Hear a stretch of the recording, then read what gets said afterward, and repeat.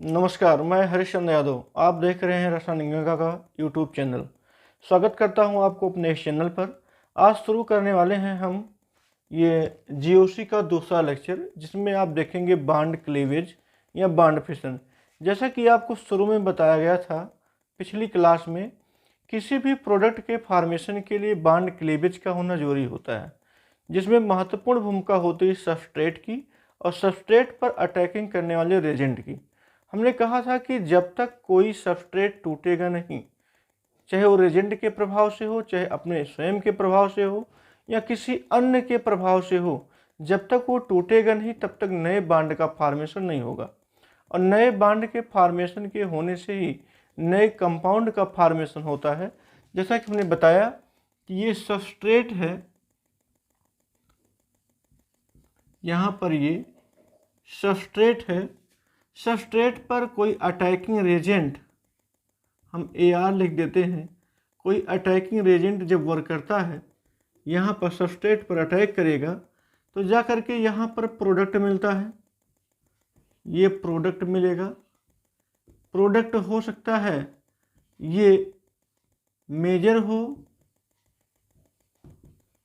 हो सकता है ये माइनर हो, दोनों में से कोई हो सकता है, या मेजर माइनर के साथ कोई बाई प्रोडक्ट हो, और ये भी हो सकता है प्रोडक्ट बनने से पूर्व वह इंटरमीडिएट हो। कोई भी कंडीशन यहाँ पर आ सकता है, लेकिन सबसे पहले इस सबस्ट्रेट को टूटना होगा, या इस सबस्ट्रेट को टूटने से पहले अटैकिंग रेजेंट को टूटना होगा। वो अटैकिंग रेजेंट टूट करके फिर सबस्ट्रेट को तोड़ेगा, जिससे नए बॉन्ड का फॉर्मेशन होगा और इंटरमीडिएट प्रोडक्ट या मेजर माइनर में कन्वर्ट होगा। यानी कह सकते हैं किसी भी ऑर्गेनिक रिएक्शन को कंप्लीट होने के लिए बॉन्ड का ब्रेकेशन होना अनिवार्य है। तो आज हम चर्चा करने वाले हैं बॉन्ड ब्रेकेशन, बंध कैसे टूटते हैं। और ये भी पता है कि ऑर्गेनिक केमिस्ट्री में जो ऑर्गेनिक कंपाउंड होते हैं वो प्राय कोवैलेंट बॉन्डेड होते हैं, यानी सहसंयोजी बंधों से बंधे होते हैं। और यही सहसंयोजी बंध टूटते हैं, टूटने के बाद इंटरमीडिएट देंगे और इंटरमीडिएट के बाद फाइनल प्रोडक्ट जाकर के मिलता है। चलिए आज की क्लास यहीं से शुरू करते हैं। स्वागत है आपको अपने इस प्यारे से चैनल पर। आप वीडियो में लगातार बने रहिएगा, बिना स्किप किए वीडियो को अंत तक देखिएगा। यदि आप मेरे चैनल पर नए हैं तो सब्सक्राइब करिए, शेयर करिए, लाइक करिए और अन्य लोगों को भी इस चैनल के बारे में बताइए। चलिए शुरू करते हैं आज का टॉपिक, जिसका नाम है बॉन्ड फिशन या बॉन्ड क्लीवेज भी कहते हैं। चलो देखते हैं बॉन्ड क्लीवेज या बॉन्ड फिशन क्या होता है। यहाँ पर पहले तो ये जानेंगे कि बॉन्ड फिशन कैसे होता है।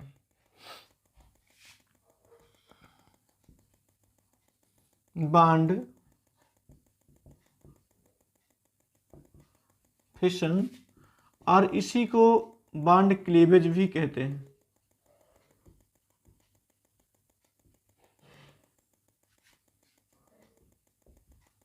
बॉन्ड क्लीवेज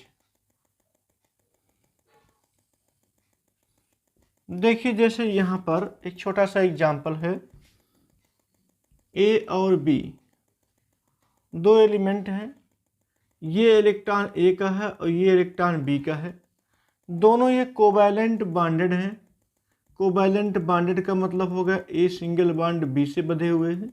इस बात का जरूर ख्याल करेंगे कि यहाँ पर जो भी कोवैलेंट बॉन्ड होगा वो सिंगल बॉन्डेड होना चाहिए। यहाँ पर जब बॉन्ड क्लीवेज की हम बात करेंगे या बॉन्ड फिशन की बात करेंगे तो ये जो साझे का इलेक्ट्रॉन है, यहीं से हम तोड़ देते हैं, ऐसे करें। ये साझे का इलेक्ट्रॉन एक इलेक्ट्रॉन, जैसे ए ने साझा किया था इस इलेक्ट्रॉन से, ये अपने इलेक्ट्रॉन को लेकर के अलग हो जाए और ये अपने इलेक्ट्रॉन को लेकर के अलग हो जाए। जब ये अपने अपने इलेक्ट्रॉन को लेकर के अलग हो जाते हैं तो इसके पास आ जाता है रेडिकल्स। यहाँ पर देखेंगे ये इलेक्ट्रॉन इसके पास और ये वाला इलेक्ट्रॉन बी के पास, यानी कि जो बंध बनाने में सहयोग किए थे बॉन्ड फिशन के दौरान, ये अपने अपने इलेक्ट्रॉन को लेकर के अलग हो जाते हैं। जब इस प्रकार का अलगाव होता है तो इसे बोलते हैं होमोलाइटिक फिशन। Homolytic fission.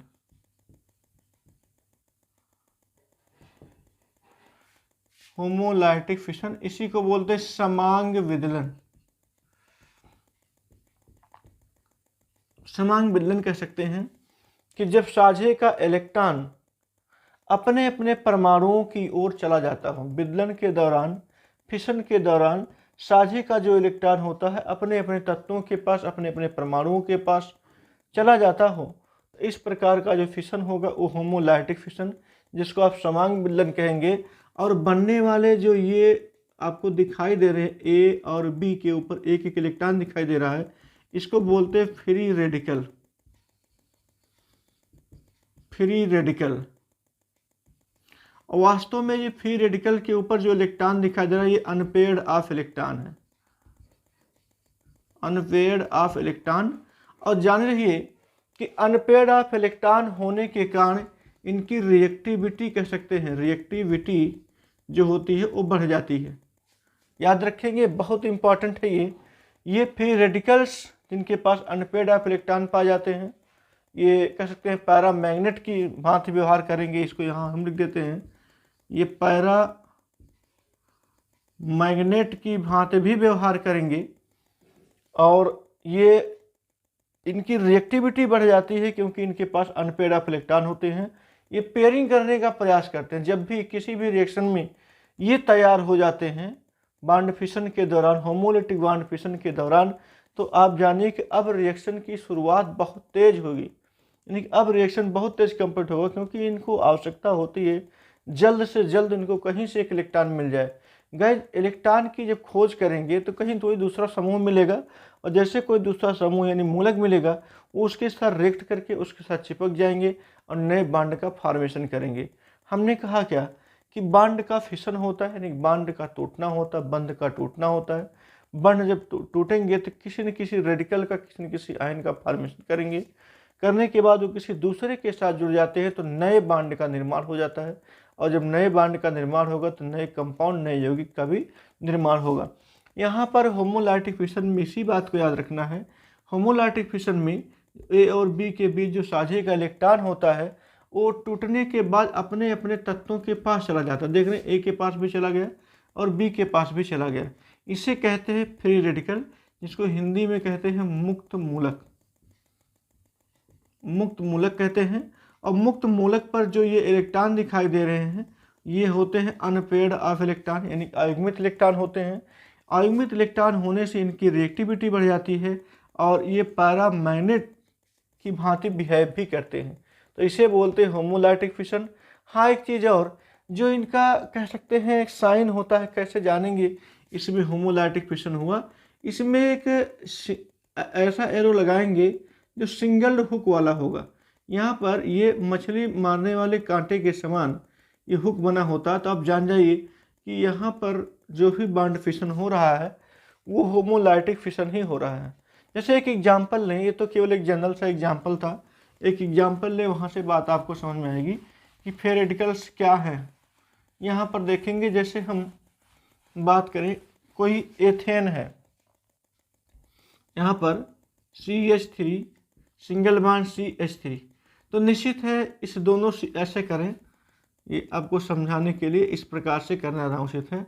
यहाँ पर C कर ले, यहाँ पर C कर ले, यहाँ पर H, यहाँ पर H, यहाँ पर H कर ले, इन दोनों जगहों पर H ही कर लेते हैं।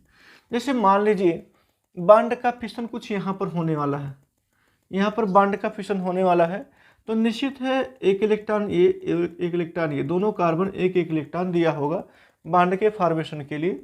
यहाँ से जब ये टूटेगा तो कुछ ऐसे और ये भी कुछ टूटेगा ऐसे। यहाँ आप गिफ्ट आउट करेंगे फिशन करने के लिए, तो बनेगा क्या, CH3 मूलक और प्लस ये CH3 मूलक।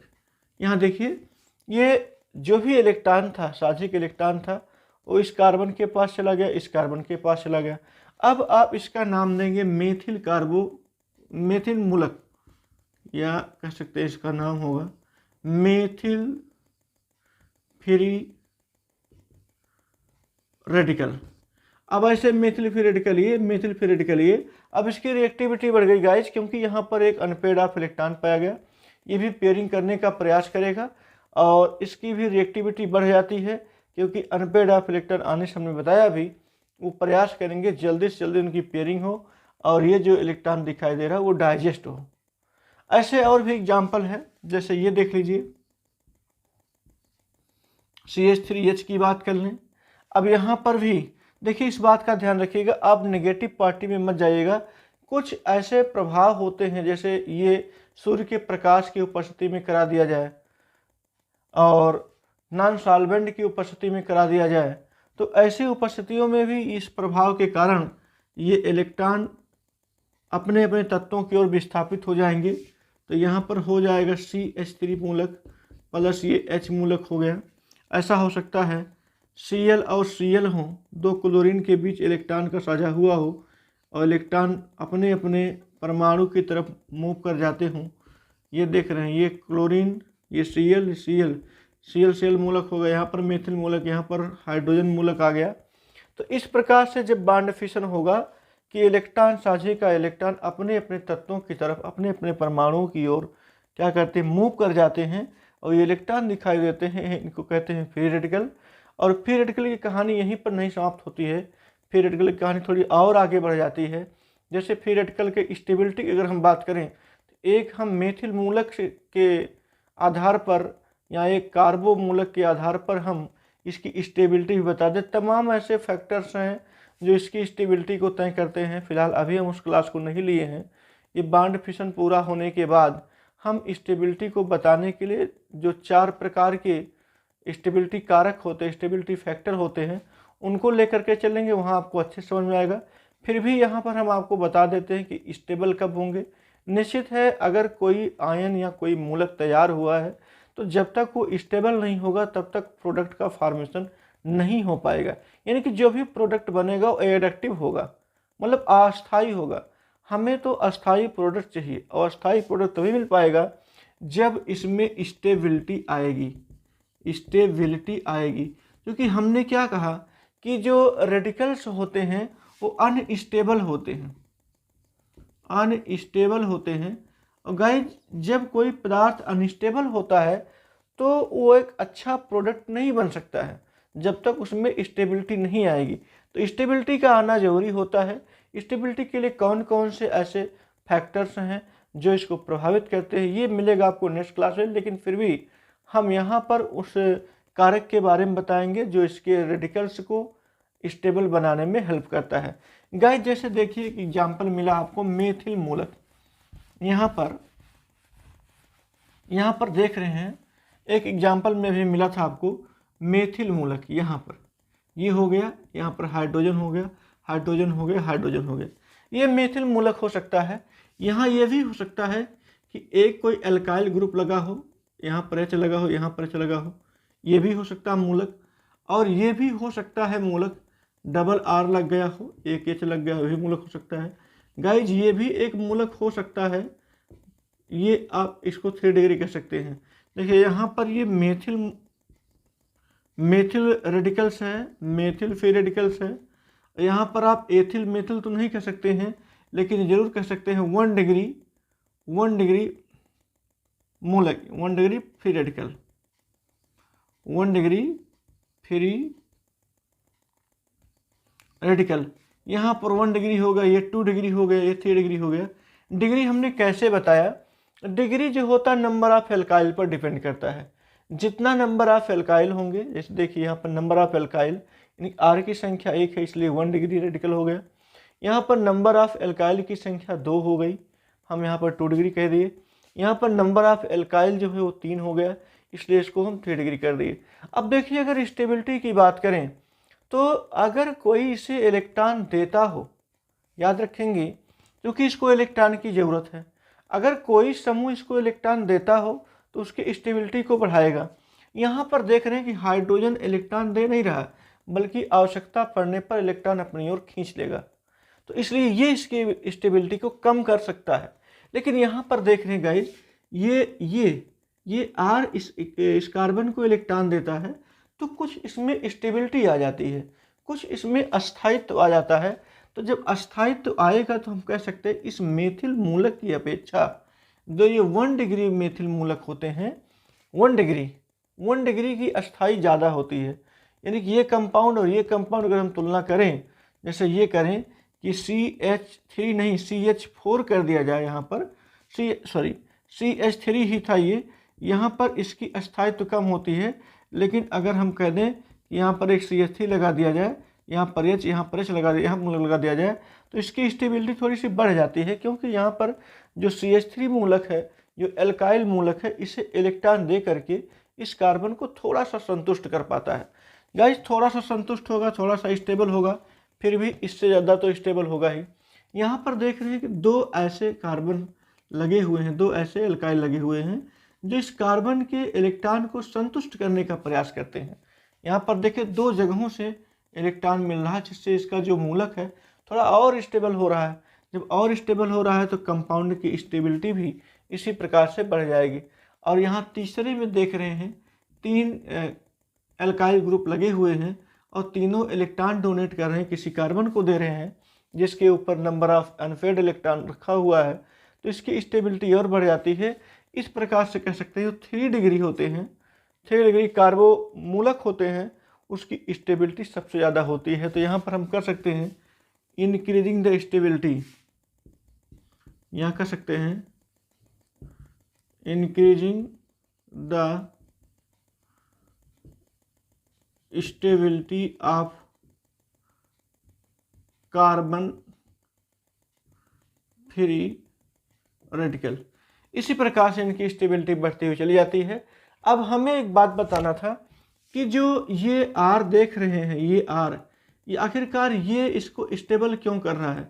तो ये जो इलेक्ट्रॉन दाता ग्रुप जुड़े हुए हैं, इलेक्ट्रॉन डोनेटिंग ग्रुप, यानी कि नंबर ऑफ एल्काइल के बढ़ने से इसकी स्टेबिलिटी बढ़ती है। ये कौन सा कारक है, तो आगे पढ़ेंगे आप, एक मिलेगा हाइपर कॉन्जुगेशन। हाइपर कॉन्जुगेशन, अब ये स्थिति अभी हम क्लियर नहीं करते हैं, आप केवल इतना जानेंगे कि हाइपर कॉन्जुगेशन के कारण इसमें स्टेबिलिटी आती है। आगे जब देखेंगे तो कुछ कारक हैं, जैसे एक है इंडक्टिव इफेक्ट, एक है इलेक्ट्रोमेरिक इफेक्ट, इलेक्ट्रोमेरिक इफेक्ट, एक है मेजोमेरिक इफेक्ट, मेजोमेरिक इफेक्ट जिसको आप रेजोनेंस कहते हैं या यम इफेक्ट भी कहते हैं, ये भी चलेगा। एक होता है हाइपर कॉन्जुगेशन, हाइपर कॉन्जुगेशन। ये 4 ऐसे कारक हैं जो किसी भी अणु को स्टेबल करने में हेल्प करते हैं। फिलहाल अभी हमने किसी कारक के बारे में नहीं बताया है, आगे क्लास में मिलेगा आपको ये। और यहाँ पर जो स्टेबिलिटी तय हो रही है ये हाइपर कॉन्जुगेशन के कारण।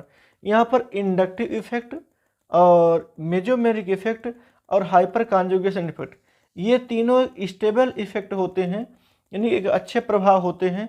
लेकिन ये जो है ये टेम्प्रोरी इफेक्ट करता है, ये टेम्प्रोरी करता है ये। और ये जो होता है ये परमानेंट इफेक्ट है, बताएंगे आपको आगे क्लास में मिलेगा। इंडक्टिव, मेजोमेरिक और हाइपर कॉन्जुगेशन एक परमानेंट इफेक्ट के अंतर्गत आता है, जबकि ये इलेक्ट्रोमेरिक इफेक्ट जो होता है एक टेम्प्रोरी इफेक्ट के अंतर्गत आता है। ये सारा का सारा आपको मिलेगा नेक्स्ट क्लास में। लेकिन अभी केवल फिशन के बारे में बता रहे हैं, फिर भी हम थोड़ा सा बता देते हैं कि हाइपर कॉन्जुगेशन के कारण इसकी स्टेबिलिटी आती है 3rd डिग्री की। और हाइपर कॉन्जुगेशन को नाथन ब्रेकन इफेक्ट भी कहते हैं, नाथन बेकन इफेक्ट। अब ये सारी चीज़ें आपको आगे मिलेंगी। फिलहाल इसमें फ्री रेडिकल्स में इतना ही पर्याप्त है कि क्यों 3 डिग्री जो फ्री रेडिकल्स होते हैं उसकी स्टेबिलिटी अधिक होती है। और एक बात फिर से जान लीजिए, फिर से उसी बात को दोहरा देते हैं, आप इसे स्क्रीनशॉट भी ले सकते हैं, increasing the stability of carbon free radicals. और इसके बाद अब देखेंगे एक नया बॉन्ड फिशन है। ये तो था बहुत छोटी सी टॉपिक थी जिसको हमने बताया कि फ्री रेडिकल का फॉर्मेशन होमोलाइटिक फिशन के द्वारा होता है। हाँ, ऐसा भी हो सकता है कि जब साझे का इलेक्ट्रॉन किसी विशेष परमाणु की ओर खिसक जाते हों, किसी विशेष परमाणु की ओर पोलराइड हो जाते हों, तब क्या होता है। तो उसके लिए एक दूसरा फिशन है, उसको भी देखेंगे। यहाँ पर यह है दूसरा फिशन जिसका नाम है हेट्रोलाइटिक फिशन, हेट्रोलाइटिक फिशन।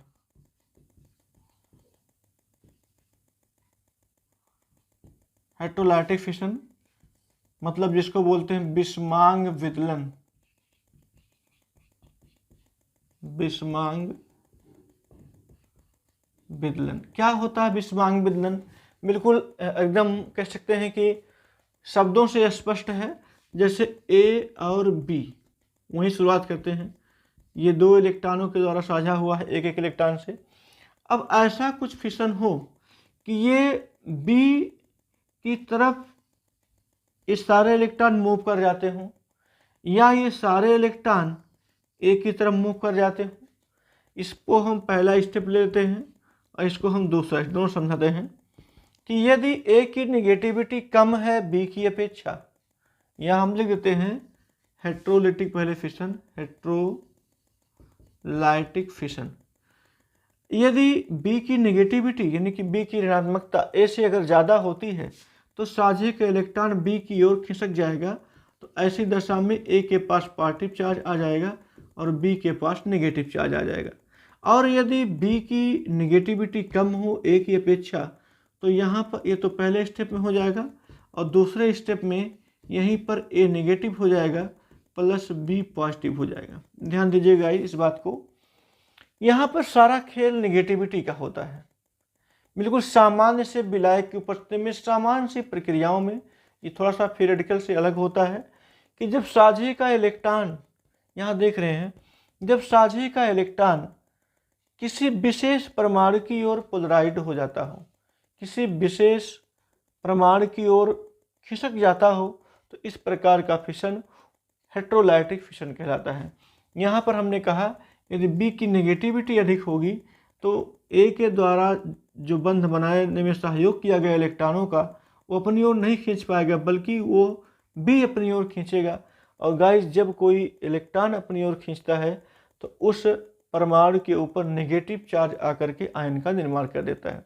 जैसे हम एग्जाम्पल की बात करें और एक स्पेशल एग्जाम्पल की बात करें, जैसे CH3Cl, ये मेथिल क्लोराइड है। ये मेथिल क्लोराइड में आप जानते हैं Cl की नेगेटिविटी हाई होती है, तो इस साझे के इलेक्ट्रॉन इनको अपनी ओर खींच लेगा और जैसे ये अपनी ओर खींचेगा तो यहाँ पर मिलेगा पॉजिटिव हो जाएगा प्लस ये Cl नेगेटिव हो जाएगा। तो यहाँ पर ये जो बना हुआ है इसको आप कहेंगे methyl carbocation, methyl carbonium, methyl कार्बोधनायन, यहाँ लिखते हैं ये है मेथिल कार्बोकैटायन। मेथिल कार्ब, इससे कोई मतलब नहीं है, हम कार्बन के ऊपर ध्यान देंगे। ये है मेथिल कार्बोकैटायन। और यदि कहीं ऐसा होता है जैसे CH3 यहाँ पर H दे दिया जाए तो होगा क्या, ये साझे के इलेक्ट्रॉन कार्बन की ओर खिसक जाएगा और जब कार्बन की ओर खिसक जाएगा तो ये हो जाएगा CH3, यहाँ पर आ जाएगा नेगेटिव चार्ज और प्लस हो गया ये H के पास हो जाएगा पॉजिटिव चार्ज। अब ये भी बनेगा मेथिल कार्बोएनियन, मेथिल कार्बोएनियन बनेगा। अब यहाँ पर आप देख रहे हैं कि जब साझे का इलेक्ट्रॉन किसी एक की तरफ खिसक जाता है तो एक तो मेथिल कार्बोकैटायन बनाता है, दूसरा क्या होगा, यदि कार्बन की ओर खिसक जाता है तो मेथिल कार्बोएनियन बनाएगा, यानी कार्ब ऋणायन बनाएगा और ये कार्ब धनायन बनाएगा। तो स्पष्ट क्या होता है कि हेट्रोलाइटिक फिशन से, नंबर 1, हेट्रोलाइटिक फिशन से तैयार होते हैं आयन, हेट्रोलाइटिक फिशन से तैयार होते आयन, नंबर 1। नंबर 2, ये एक इंटरमीडिएट होते हैं, माध्यमिक होते हैं। और नंबर 3, ये रिएक्टिव होते हैं, रिएक्टिव होते हैं। क्यों रिएक्टिव होते हैं? क्योंकि जो कार्बोकैटायन होता है उसको माइनस की जरूरत होती है, जो कार्बोएनियन होता है उसको प्लस की जरूरत होती है। तो इनको प्लस की और इनको माइनस की यानी कि इलेक्ट्रॉनों की जरूरत होती है, तो इसलिए क्या होते हैं, रिएक्टिव होते हैं। और ये आयन जो होते हैं इंटरमीडिएट होते हैं, यही बताया गया।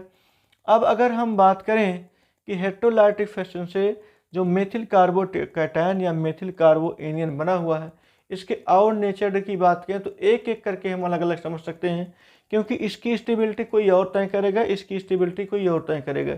यहाँ पर देख रहे हैं ये पॉजिटिव चार्ज लगा हुआ है, इसको इलेक्ट्रॉनों की ज़रूरत है क्योंकि इसके पास इलेक्ट्रॉनों की कमी होती है, जबकि यहाँ पर इलेक्ट्रॉनों की अधिकता है। इसको पहले से जान लीजिए, जब इलेक्ट्रॉन किसी के पास अधिक होते हैं तो इलेक्ट्रॉन जब तक निकलेंगे नहीं तब तक वो स्टेबल नहीं होगा, और यहाँ पर इलेक्ट्रॉनों की ज़रूरत है, जब तक इसको इलेक्ट्रॉन नहीं मिलेगा तब तक इसमें स्टेबिलिटी नहीं आएगी। तो दोनों बात का हमें ख्याल रखना है। अब हम पहले तो जान लें कि हेटेरोलिटिक फिशन से हमें आयन प्राप्त होता है, और आयन के बाद ये इंटरमीडिएट होते हैं और ये रिएक्टिव होते हैं। चलिए, रिएक्टिव होते हैं कब स्टेबल होंगे इस बात को भी हम यहाँ पर स्पष्ट कर देते, एक एक लेकर के, एक मेथिल कार्बोकैटायन और एक मेथिल कार्बो एनियन को लेकर के। सबसे पहले हम देखेंगे मेथिल कार्बोकैटायन। गाइज आपको अच्छे समझ में आ रहा है, आप कमेंट जरूर करिएगा इस बात का, क्योंकि बहुत ही इंपॉर्टेंट टॉपिक है। वीडियो को स्किप मत करिएगा, ये हमारी केवल एक सलाह है ताकि आपको सब कुछ यहाँ पर अच्छे समझ में आ जाए। हम बात कर लें कार्बोकैटायन की।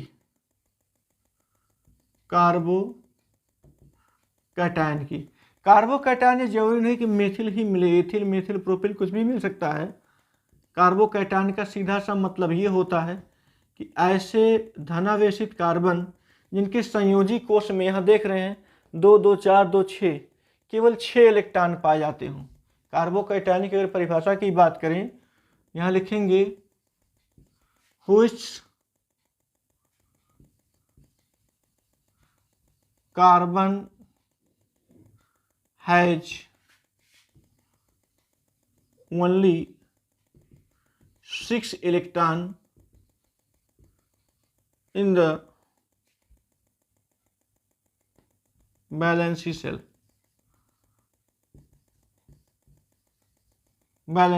ऐसे कह सकते हैं, व्हिच पॉजिटिव कार्बन, ऐसे कर दें, which positive carbon has only 6 electron in the valency shell, जिसके संयोजी कोष में, ऐसे धनावेशित कार्बन जिनके संयोजी कोष में केवल और केवल 6 इलेक्ट्रॉन पाए जाते हैं। देखिए 6 इलेक्ट्रॉन कौन कौन से हैं, देखिए 1 1 2 हो गया, 3 1 4 हो गया, 5 और 1 6 हो गया।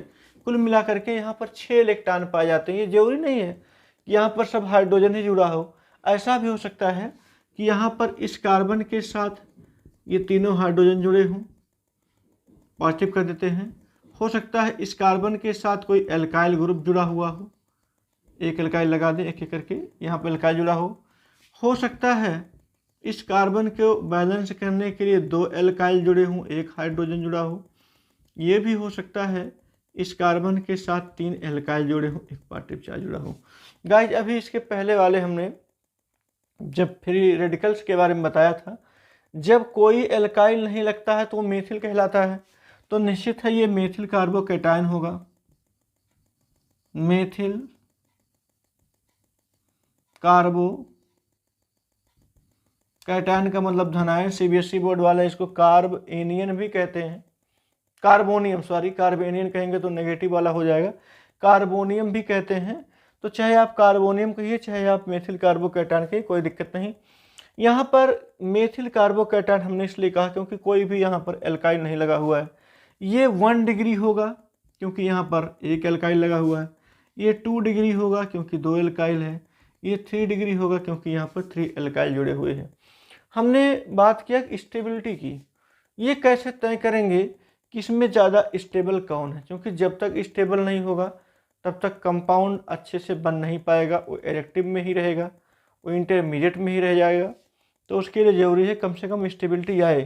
तो ध्यान दीजिए यहाँ पर पॉजिटिव के आ जाने से इसके पास इलेक्ट्रॉनों की कमी होती है, और ये भी आपको पता है कि जब कोई इलेक्ट्रॉनों की कमी को पूरा करेगा तब वह उसके लिए एक अच्छा कारक होगा। यहाँ पर देख रहे हैं इलेक्ट्रॉन देने वाला समूह 1 है, यहाँ पर इलेक्ट्रॉन देने वाला समूह 2 है, यहाँ पर इलेक्ट्रॉन देने वाला समूह 3 है। तो जितने ही समूह कार्बन को इलेक्ट्रॉन डोनेट करेंगे उसकी स्टेबिलिटी उतनी ही अच्छी होती हुई चली जाएगी।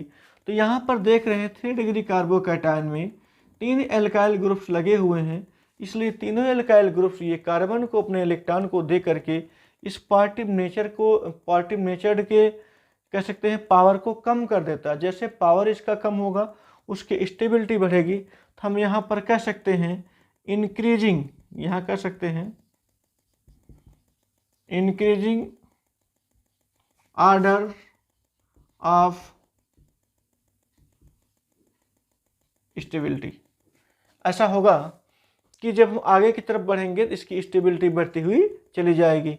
अब ये फिर वही बात आती है, कौन से ऐसे कारक है, बस हाइपर कॉन्जुगेशन, इलेक्ट्रॉन दाता समूह इसके साथ जुड़े हुए हैं जिससे इसकी स्टेबिलिटी बढ़ती हुई चली जा रही है। क्लियर हो गाइज? क्लियर हो तो फिर हम आगे बढ़ते हैं। आप इसका स्क्रीनशॉट लेंगे। चलिए फिर उसके बाद देखेंगे दूसरा जो है इसका दूसरा भाग जिसको आपने अभी प्राप्त किया था, हम यहाँ पर कर देते हैं ये माइनस चार्ज, यहाँ पर कर देते हैं माइनस चार्ज। अच्छा अब क्या होगा, 2 2 4 2 6 1 7, अब कुल मिलाकर के 6 नहीं, अब इसके पास कुल 7th इलेक्ट्रॉन हो गए। ओनली 7 इलेक्ट्रॉन आपको दिखाई दे रहा है। ये 2 2 4 2 6 1 7, इसके बाहरी कोष में कुल कितने इलेक्ट्रॉन हो गए, 7 इलेक्ट्रॉन हो गए। यानी कह सकते हैं अतिरिक्त इलेक्ट्रॉन ये जो दिखाई दे रहा नेगेटिव, जब तक ये नेगेटिव गायब नहीं होगा, यानी कोई पॉजिटिव चार्ज नहीं आएगा, इसको कह सकते हैं इलेक्ट्रॉन खींचने वाला समूह जब तक कोई नहीं आएगा यहाँ का, तब तक ये स्टेबल नहीं होगा।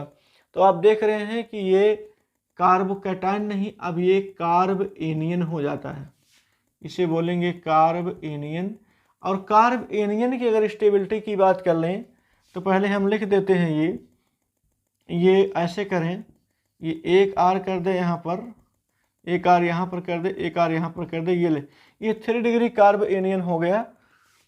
और दूसरे की बात करें, ये आर ये आर ये आर, यहाँ पर एच कर देते हैं, यहाँ पर नेगेटिव, यहाँ पर सी, यहाँ पर एच, यहाँ पर भी एच कर दें, यहाँ नेगेटिव चार्ज कर देते हैं। और यहाँ पर अच्छा अब की बार बिना आर का होगा ये एच और ये एच, यहाँ पर negative charge.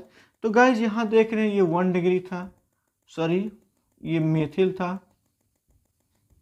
Methyl carb anion था। यहाँ पर ये 1 डिग्री था, ये 2 डिग्री था, ये 3 डिग्री था।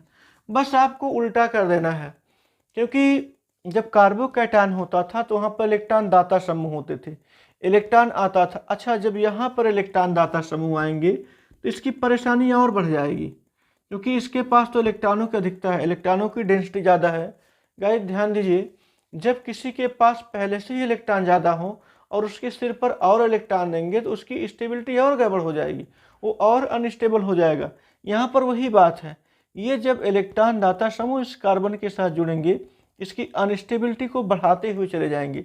तो हमें बढ़ाना नहीं है, बल्कि हमें इसे स्टेबल करना है। तो ये ज़्यादा अनस्टेबल होगा, उसकी अपेक्षा थोड़ा सा ये कम अनस्टेबल होगा, उसकी अपेक्षा थोड़ा सा ये कम अनस्टेबल होगा, और ये ज़्यादा, ये देख रहे हैं यहाँ पर कोई भी समूह इलेक्ट्रॉन दाता का नहीं है, इसलिए ये वाला समूह ज़्यादा स्टेबल होगा। तो हम कह सकते हैं स्टेबिलिटी जो होगी, ये स्टेबिलिटी ऑफ, ये कह सकते हैं कार्ब एनियन ऐसे ही होगा। इसी प्रकार से इसकी स्टेबिलिटी बढ़ती हुई चली जाएगी। तो आज की क्लास में हमने 2 महत्वपूर्ण टॉपिक देखा, एक था होमोलिटिक फिशन और दूसरा था हेट्रोलाइटिक फिशन। तो आज हमने देखा जो 2 हेट्रो यानी हेट्रो और होमो दोनों को अलग अलग हमने देखा, अलग अलग एग्जाम्पल के साथ देखा। तो आज का क्लास यहीं पर ये पूरा होता है। गाइस इसे खूब अच्छे से आप जरूर एक बार मंथन करिएगा। मंथन करने का मतलब होगा कि आप खूब अच्छे से लग करके इसको देखिएगा, बिना वीडियो को स्किप किए, आपको बहुत अच्छा लगेगा। हमने बहुत अच्छे से प्रयास किया समझाने का और समझ में भी आपको अच्छे से आएगा, हमको इस बात का विश्वास है। मिलेंगे आपको हम नेक्स्ट वीडियो में। जो हमने बताया इफेक्ट है, जो यहाँ पर हमने बस ऐसे ही लगा दिया, इस इफेक्ट के कारण हम उस इफेक्ट का ऑपरेशन बिल्कुल करेंगे आने वाले समय में, आने वाले टॉपिक में। तब तक आप खूब मस्ती के साथ पढ़ते रहिए, देखते रहिए। चैनल को सब्सक्राइब करिए, शेयर करिए, लाइक करिए, जो भी आप जितना भी आप इस चैनल के साथ कर सकते हैं। बिल्कुल खूब आराम से पढ़ाई करिए, पढ़ाई में लगे रहिए। आज की क्लास यहीं पर क्लोज करेंगे, मिलेंगे आपको नेक्स्ट वीडियो में। तब तक के लिए थैंक यू सो मच। जय हिंद, जय भारत।